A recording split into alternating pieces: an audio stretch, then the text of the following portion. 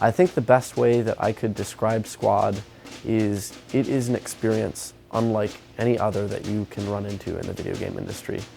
I think the fact that you can jump into a game with a complete group of strangers and you spawn in, you go work on capturing an objective together, you get into a firefight with them, and you're all working together, joking at times, hanging out at a flag. I don't think there's many other games out there that do something like that, and I think it is the only first-person shooter that has been able to accomplish that. Offworld Industries, at its heart, is a game developer.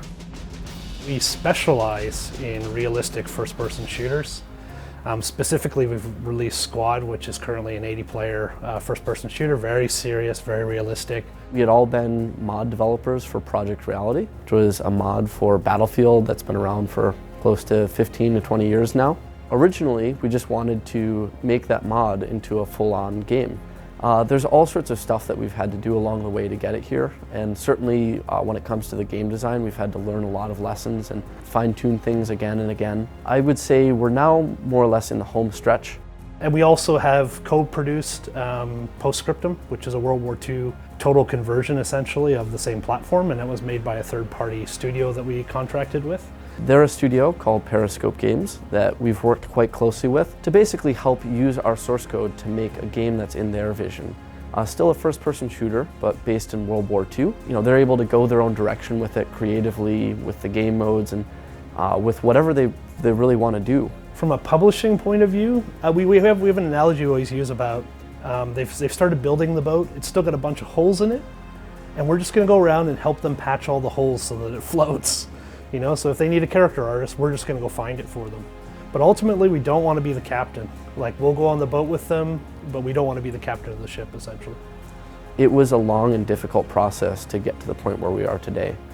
We had to learn a lot about game development, we had to learn a lot about business, and we had to learn a lot of hard lessons. It's now been 5 years since we first started the company, and there's a lot of things that I think we could do for other game developers out there that would make their lives easier. We're trying to reach out to game studios who are in the same kind of position that we've been in before, where in many cases they don't have the manpower or the technical expertise or even the business experience to be able to make games successfully, and we want to be a publisher that can go out there and help those studios succeed. In many ways, there are areas where we got lucky. We were in the right place at the right time.